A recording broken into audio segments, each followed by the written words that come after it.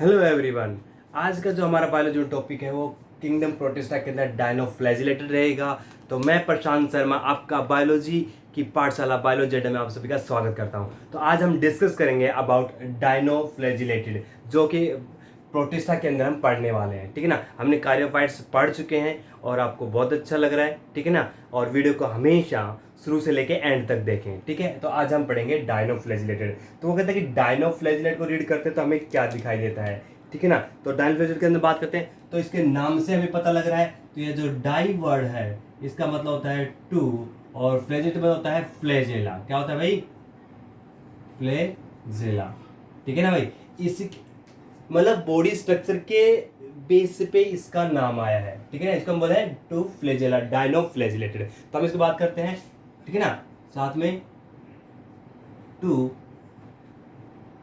Flagella present. क्या होता है भाई? टू फ्लैजेला प्रेजेंट होते हैं। फिर इसकी स्ट्रक्चर कहाँ पे रहता है भाई, उसके बारे में बात करें तो ये मैराइन होता है। क्या होता है भाई? मैराइन वाटर के अंदर सरवाइव करता है। Marine water.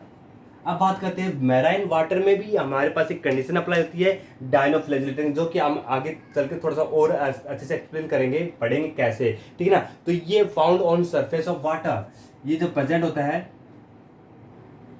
फाउंड ऑन, ठीक है ना, कहाँ है? Found on surface of water. और वाटर में कहाँ भाई? ओशियंस में। भाई मैराइन वाटर का मतलब क्या होता है? Salt water. और साल्ट वाटर हमारे घर में तो मिलेगा नहीं, वो बनाया जाता है नेचुरली। तो यहाँ पे जो मैराइन है वो क्या, किससे बात कर रहे हैं हम? ओशियंस की बात कर रहे हैं। ठीक है ना, ओशियंस में हमें नॉर्मली जो कॉमन है मैराइन वाटर मिलता है। फिर ये क्या है? सरफेस एरिया पे रहने का रीजन क्या है? तो हम सरफेस एरिया की बात करते हैं। तो सरफेस एरिया में जो रह रहा है मतलब वाटर के साथ, ये हो गया वाटर। ठीक है, वाटर के ऊपर ये प्रेजेंट है, ऐसे प्रेजेंट है ऊपर, मतलब पानी से बिल्कुल पानी के सरफेस के, पानी के साथ साथ। ठीक है ना, तो इसका फायदा क्या है आप सरफेस पे रहने का? तो फायदा क्या है? ये सनलाइट की प्रेजेंस में फोटोसिंथेटिक करता है भाई। क्या करता है? फोटोसिंथेटिक या फोटोसिंथेसिस बोल दो। ठीक है ना, फोटोसिंथेसिस तभी होगा जब सनलाइट डायरेक्ट मिलेगी। तो सनलाइट यहाँ पे ये जो अपर सरफेस पे रहता है तो इजीली क्या कर पाता है? सरफेस एरिया से जो रहकर ये जो सनलाइट है उसको क्या है? एब्जॉर्ब कर पाएगा, और एब्जॉर्ब करने के बाद ये क्या है? फोटोसिंथेसिस कर पाएगा। मीन्स ये क्या होता है? फोटोसिंथेटिक होता है। अब मीन्स ऑटोट्रॉफिक होता है। क्या मीन्स बताइए, क्या मतलब इसका? ये क्या है भाई? ऑटोट्रॉफिक। ठीक है, समझ में आ रहा है आपको? अब बात करते हैं, हम आगे बढ़ते हैं। आगे हम देखते हैं कि जो इसके अंदर जो कलर होगा, फोटोसिंथेसिस मतलब यहाँ पे क्लोरोप्लास्ट, कुछ पॉइंट बढ़ा सकते हो, इसके अंदर क्लोरोफिल प्रेजेंट होता है, क्लोरोप्लास्ट प्रेजेंट होता है, लेकिन हमारे जो पिगमेंट होते हैं क्लोरोप्लास्ट के वो अलग अलग मिलते हैं। उनकी वजह से हमारे पास जो कलर है वो अलग अलग दिखाई देता है। तो इसके अंदर दे अपीयर, हम अलग अलग कलर की बात करें, दे अपीयर, अलग अलग कलर कौन कौन से है? येलो, ब्राउन, ब्लू, रेड, ये कुछ मेन कलर हैं जिसके अंदर ये प्रेजेंट होता है। तो ये जो येलो, ब्राउन, ब्लू, रेड जो हमें कलर दिखाई दे रहा है, ये किसकी होता है? डिपेंडिंग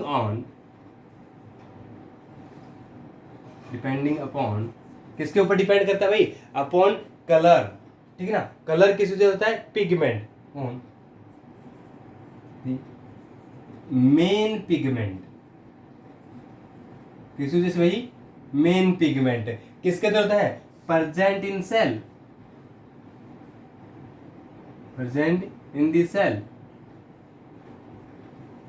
तो इन सेल के अंदर जिस तरीके का जो पिगमेंट मिलेगा उसके हिसाब से उसका जो कलर है वो हमें दिखाई देगा। समझ में आ रहा है प्यारे बच्चों आपको? तो ये क्या है? ये हमारे पास जो कुछ पिगमेंट है वो दिखाई देता है। येलो कलर का दिखाई देगा, ब्राउन कलर का दिखाई देगा, ब्लू कलर का, रेड कलर का। और ये डिपेंड करता है किसके ऊपर? जो पिगमेंट होगा, मेन पिगमेंट होगा, उसके ऊपर ही डिपेंड करता है। तो जितना मेन पिगमेंट ब्राउन है तो ब्राउन कलर का दिखाई देगा, ब्लू कलर का तो ब्लू कलर का दिखाई देगा, रेड कलर का तो रेड कलर का दिखाई देगा। अब बात करते हैं आगे कुछ और पॉइंट्स है कि ये हमारे पास जो कंडीशन होती है इसके अंदर, ये हम सेल लेवल पे पहुंच गए ना, तो सेल लेवल की बात कर लेते हैं। तो इसके अंदर डायनोफ्लैजिलेट होता है वो हैप्लॉइड होता है। डायनोफ्लेजिलेटेड किस फॉर्म में होता है? हैप्लॉइड और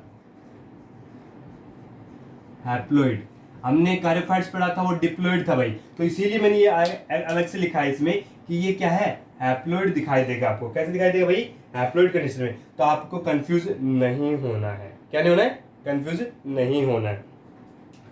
अब टू फ्लैजेला आते उस पे आते हैं कि हमें जो ये तो यूग्लोइड भी मिलता है भाई यूग्लोइड जो होता है, यूग्लिना होता है, उसके अंदर भी हमें क्या है, 2 फ्लैजेला दिखते हैं और डायनोफ्लैजिलेटेड में। लेकिन हमें डिफरेंस करना पड़ेगा, तो हमें हमारे पास एक कुछ पॉइंट्स है, उसके बेस पे हम इसको अलग करते हैं कि उसमें डिफरेंस क्या होगा। ठीक है ना? तो इसमें हम 2 फ्लैजेला है, ये मैंने पहले ही कहा था। अब उसमें डिफरेंस करेंगे किस वे पे डायनोफ्लैजिलेट होते हैं, वो कैसे है। ठीक है ना? तो वन लाइज, इसके अंदर जो फ्लैजेला होगा वन लाइज, ठीक है ना, लॉन्गिट्यूडाइनल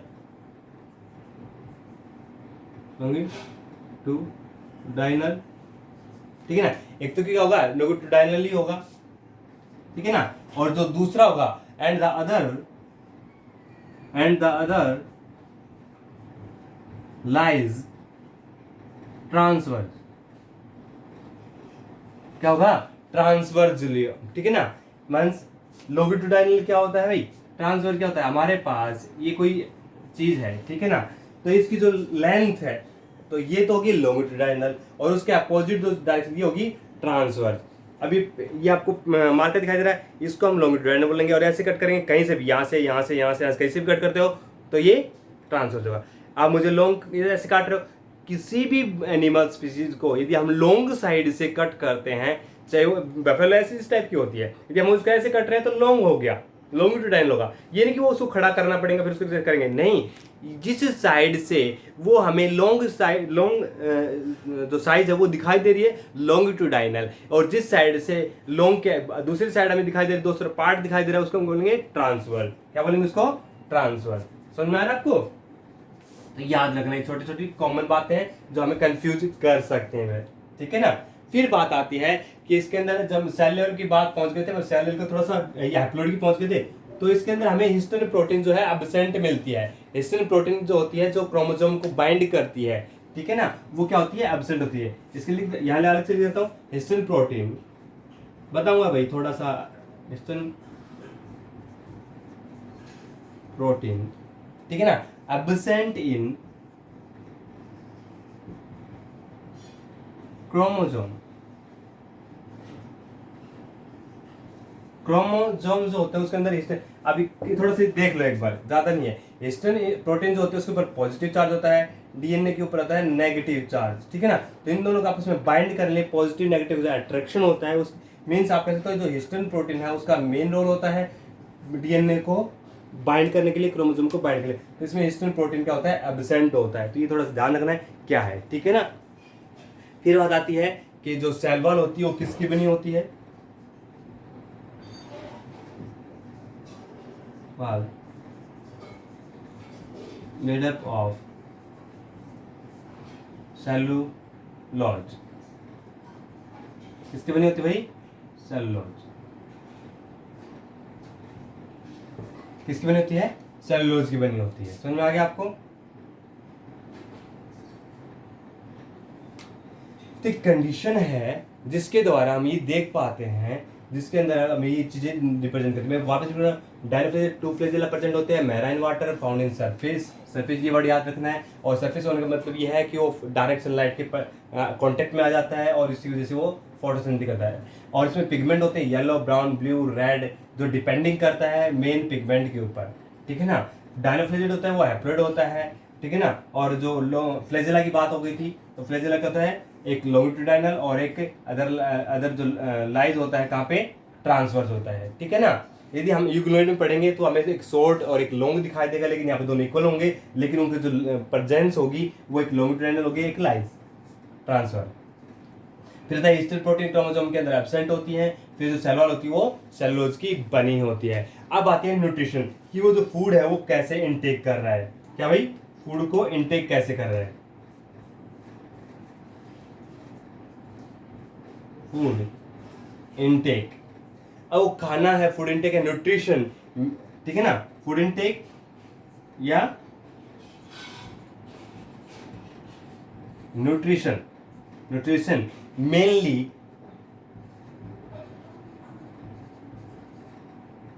इज होलोजोइक।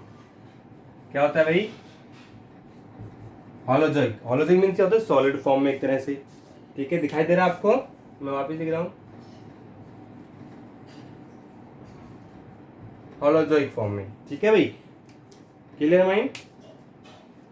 तो हमें ये चीजें दिखाई देती हैं, हमें इन चीजों में देखने को मिलती है। तो फूड न्यूट्रिशन है वो हमें इस तरह में दिखाई। फिर आता है रिप्रोडक्शन की बात करें।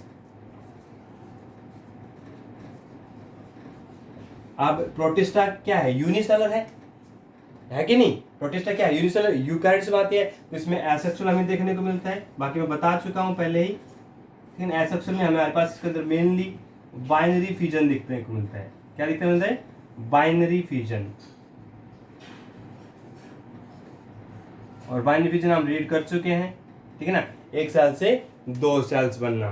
ठीक है, अब बात आती है कुछ एग्जाम्पल के साथ इसको थोड़ा सा एक्सप्लेन करने की। तो हम पढ़ेंगे गोनी ओलेक्स, जो कि हमें तो ये समझ में आ गया होगा। कुछ पूछना है तो आप कमेंट्स कर बॉक्स में बता देना, ठीक है ना? और हमेशा वीडियो को शुरू से एंड तक देखना है आपको, ठीक है बेटा?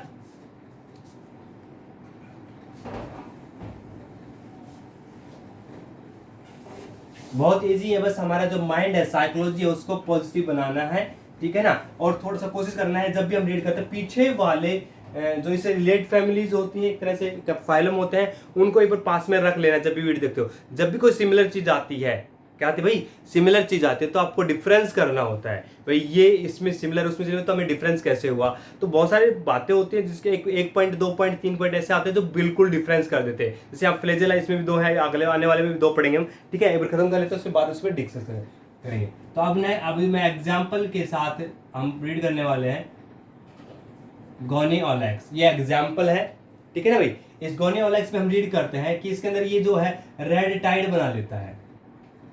ये रेड पिगमेंट होता है ना, इसकी वजह से हमें रेड टाइड दिखाई देती है। क्या दिखाती है? Red tide. रेड टाइड मतलब, टाइड मतलब क्या होता है? समुद्र की जो लहरें होती हैं, है ना? ये समुद्र की लहरें हैं, ये रेड टाइड हमें दिखाई देती है। समुद्र हो गया नीचे, इसके ऊपर हमें रेड दिखाई दे रहा है।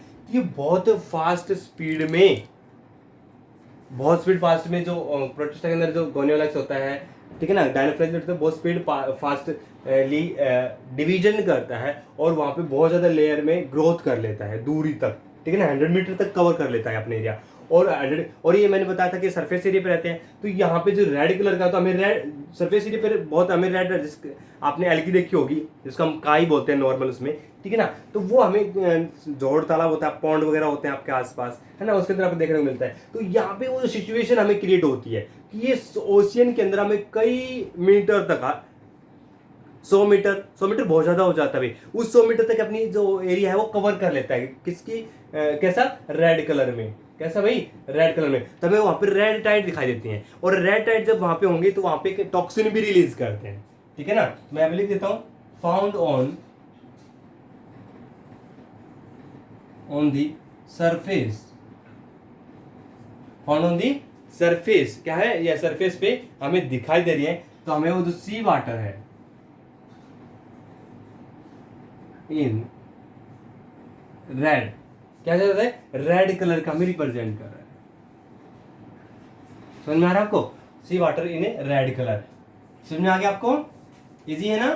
तो ये रेड टाइड्स फॉर्म में भी दिखाई देता है, इसलिए मैंने इसको रेड टाइड्स बोला। अब यहाँ पे ये क्या कर रहा है? ये it's responsible for water Bloom. इसलिए हम थोड़ा सा ये जहाँ पे इकट्ठा बहुत ज्यादा हो जाता है तो ये एक करेक्टर को रिप्रेजेंट करता है। मीन्स ये हम बात करेंगे कि ये it is responsible for water Bloom. Water Bloom बना लेता है, ठीक है ना? इकट्ठा होके इस वहां पे मीन्स आपके ब्लूम, जो ये वाटर लेवल हो गया उसके अंदर ऐसे ब्लूम स्ट्रक्चर बना लेता है जहाँ पे, ठीक है ना, अलग टाइप से, जिसके अंदर हमें ये कहें कि वहाँ पे बीओडी की मात्रा है वो भी बढ़ जाती है। बायोलॉजिकल ऑक्सीजन डिमांड मीन्स ये ब्लूम जो होते हैं वहाँ पे बायोलॉजिकल ऑक्सीजन डिमांड को बढ़ा देते हैं, लेकिन फोटोसिंथेसिस होते हैं तो इसकी वजह से बायोलॉजिकल ऑक्सीजन डिमांड क्यों बढ़ रही है वहाँ पे? भाई फोटोसिंथेसिस तो नॉर्मली ऑक्सीजन रिलीज करेगा, बट ये जो ब्लूम होते हैं उनकी वजह से ये कंडीशन अप्लाई होती है। और वहां पे क्या होता है एक चीज और, ये जो गोनेलोक्स है टॉक्सिन रिलीज करते हैं। क्या रिलीज करते हैं ये? टॉक्सिन रिलीज करते हैं। और टॉक्सिन नाम तो है सेक्सी टॉक्सिन। क्या बोलते हैं इसको? Sexy toxin. ये टॉक्सिन का नाम है भाई। और ये टॉक्सिन जो है यदि हमारी ह्यूमन बॉडी के अंदर चला जाए तो हमें पैरालाइज कर देता है। पैरालाइसिस। पैरालाइज देता है किसको? ह्यूमन बॉडी को। मेरी बॉडी के अंदर आ जाए या आपकी बॉडी के अंदर तो ह्यूमन बॉडी क्या कर देगा? ये पैरालाइसिस कर देगा। समझ में आ रहा है आपको? और यदि वो एनिमल जो वाटर में रहते हैं इसके आसपास है, आसपास है, उनको क्या कर देगा? किल कर देगा। क्या कर देगा भाई? किल कर देगा, डेड कर देगा। डेड जो वाटर एनिमल्स होते हैं, सी एनिमल्स होते हैं, उनको क्या कर देगा? किल कर देगा। तो ये इनका एक हमें गोनेओलक्स का हमें एक क्या है हार्मफुल इफेक्ट भी देखने को मिल रहा है। बाद में एक और एग्जाम्पल होता है नोक्टिल्यूका।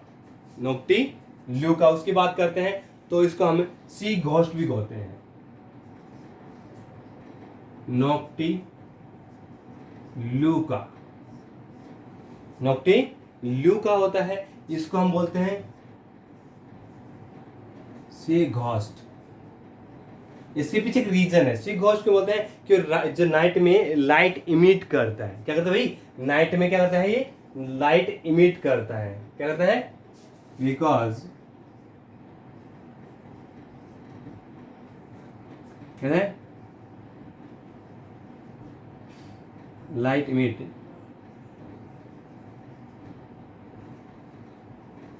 At night. ठीक है ना? लाइट इमिट करता है एट नाइट। अब अगर क्यों करता है भाई? इसके अंदर एक प्रॉपर्टी होती है जिसको हम बोलते हैं बायोलुमिनेंस। बायोलुमिनेंस।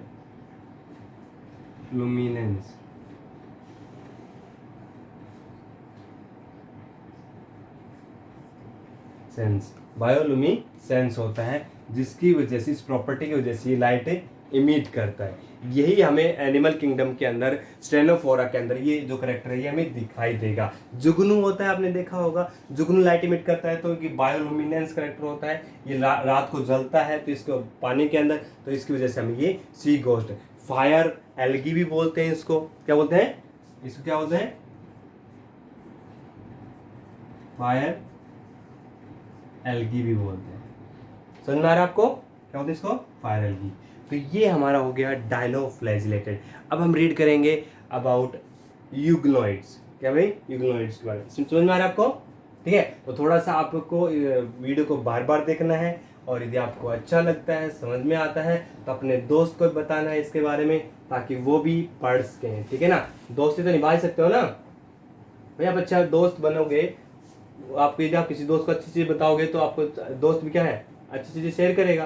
ठीक है ना? तो अपनी दोस्ती निभाते रहना। तो हमारा नेक्स्ट है यूग्लॉइड्स।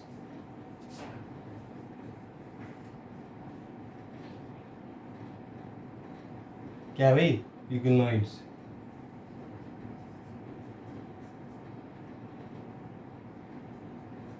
यूग्लॉइड्स क्या होता है? हम इसके अंदर मैंने एक वर्ड बोला था आपको, बाकी इसका एग्जाम्पल भी दिया था। इसमें यूग्लिना स्टडी करते हैं, और यूग्लिना जो होता है वो प्लांट से लिंक करते हैं। कैसे लिंक करते हैं उसको? बायोलो। हमें इससे पीछे वाले में बायोलुमिनेंस आया था करेक्टर, वो दूसरे एनिमल्स के अंदर, जैसे स्टेनोफोरा के अंदर जो फाइलम होता है एनिमल किंगडम के अंदर, तो उससे वो लिंक कर रहा है। तो कहीं ना कहीं प्रोटिस्टा किसी न किसी किंगडम से कोई ना कोई लिंक कर पाता है। उसके जो करेक्टर होते हैं, फीचर होते हैं, वो एक दूसरे से हम शेयर कर पाते हैं। तो उससे हम कहते हैं कि जो ये डील कर रहा है, लिंक बनाने का काम कर रहा है प्रोटिस्टा। ठीक है ना? दूसरे किंगडम से, चाहे प्लांट हो, फंजाई हो। ठीक है ना? ऐसे तो हम इसकी बात करते हैं। यूग्लिन बात हैं, majority of them are fresh water. ये कहाँ पे सर्वाइव करते हैं? मेजोरिटी इसके अंदर देखते हैं, ये फ्रेश वाटर में दिखाई देते हैं सबसे ज्यादा। फ्रेश वाटर किसमें दिखाई देते हैं? Fresh water. लेकिन कुछ ऑर्गेनिज्म होते हैं उसमें भी मिलते हैं हमें, लेकिन जनरली हमें क्या दिखाई देते हैं? फ्रेश वाटर में। ठीक है ना? और ये स्टेगनेंट होते हैं।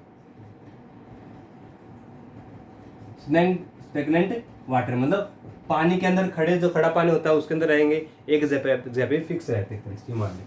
ठीक है? फिर बात आती है सेल वॉल होती है, वो पेलिकल्स की बनी होती है।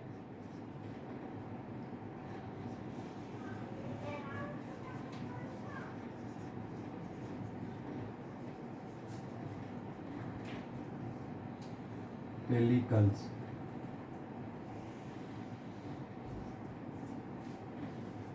किसकी होती है? पेलिकल्स की बनी होती है। अब पेलिकल्स क्या होता है भाई? ये जो है पेलिकल्स, उसमें तो हमने देखा सेलुलोज के बनते हैं। जो पेलिकल्स होता है वो प्रोटीन रिच लेयर होती है। क्या होती है? प्रोटीन रिच लेयर होती है, जो इसको फ्लेक्सिबल बनाने में काम करता है। किसको भाई? यूग्लिनोइड्स को। ठीक है ना? सेलुलोज थोड़ा सा हार्ड बना के रखता था, लेकिन जो पेलिकल्स है, ठीक है ना, ये यूग्लिनोइड्स को क्या है, फ्लेक्सिबल बनाने में हेल्प करता है, जो प्रोटीन रिच प्रोडक्ट का काम करते हैं, क्लियर होते हैं। फिर बात आती है, इसके अंदर भी 2 फ्लैजेला होते हैं। 2 flagella are found, but one is short and other is long। एक शॉर्ट होगा और एक लॉन्ग होगा। ठीक समझ में आ रहा है आपको? ए लॉन्ग वन, ठीक है ना? इसमें 2 होंगे, एक शॉर्ट होगा एक लॉन्ग होगा, तो उससे हम डिफरेंस करते हैं। उसमें हमें जो कंडीशन थी वो अलग थी, और यहाँ पे क्या कंडीशन है, अलग आ रही है। किसकी? फ्लैजेला की। ठीक है ना? तो इस करेक्टर तो हमें सेम दिखते हुए भी हमें अलग दिख रहा है। अभी कहता है कि जो प्लांट है, प्लांट की तरह बिहेव कर रहा है, मैं बताया था यूग्लिनोइड से, तो इसके अंदर क्या है, ये फोटोसिंथेटिक होता है। क्या होता है? फोटोसिंथेटिक। क्या होता है भाई? ये फोटो, और फोटोसिंथेटिक मतलब होता है क्या? सनलाइट की प्रेजेंस में। बट ये जब सनलाइट किसी वजह से नहीं दिखाई देती, ये तो हेट्रोट्रोफिक बिहेव भी करता है भाई। सनलाइट नहीं मिल रही है या और कोई प्रॉब्लम आ गई है किसी वजह से, तो ये क्या है, फोटोसिंथेसिस क्या होता है? हेट्रोट्रोफिक बिहेव में कंडीशन है। ऐसी है अब्सेंस ऑफ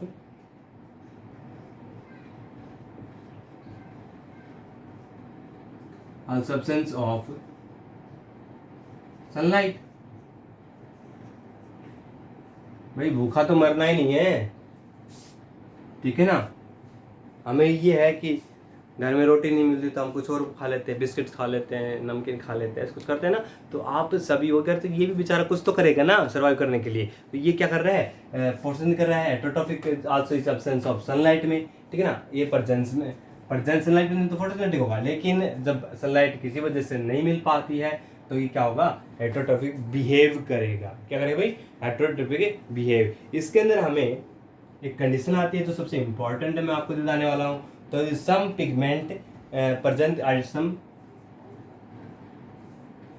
पिगमेंट आइडेंटिकल, क्या है, कुछ पिगमेंट हैं जो आइडेंटिकल रिप्रेजेंट कर रहा है आज, ठीक है ना, as like plant, higher plant, as like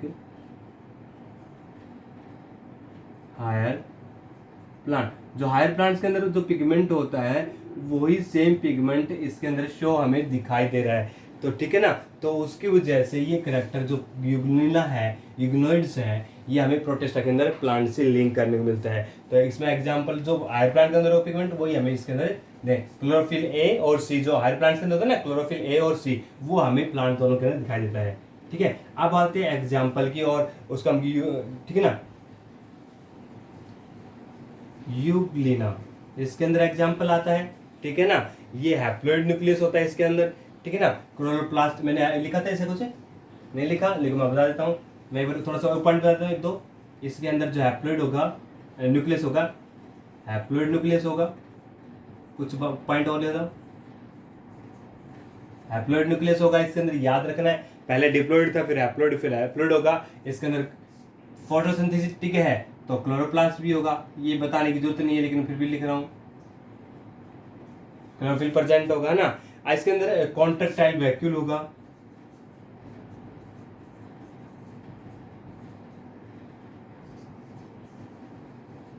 क्या भाई, कॉन्ट्रैक्टाइल वैक्यूल होगा। इसके अंदर हमें जो, ठीक है, और एग्जाम्पल हमारे पास आ गया, क्या है, यूग्लिना। ठीक है ना? तो ये बहुत इंपॉर्टेंट है। कुछ पॉइंट्स इसमें ज़्यादा बड़ा नहीं है ये यूग्लिनोइड्स, लेकिन हमें बहुत इंपॉर्टेंट कुछ बातें देखे जाता है जो कि नीट के अंदर नॉर्मली पूछी जाती हैं। ठीक है ना? तो मेरे प्यारे बच्चों, ऐसे ही बने रहो मेरे साथ और पढ़ते रहो और मेरे साथ बने रहो। ठीक है? Good luck, take care.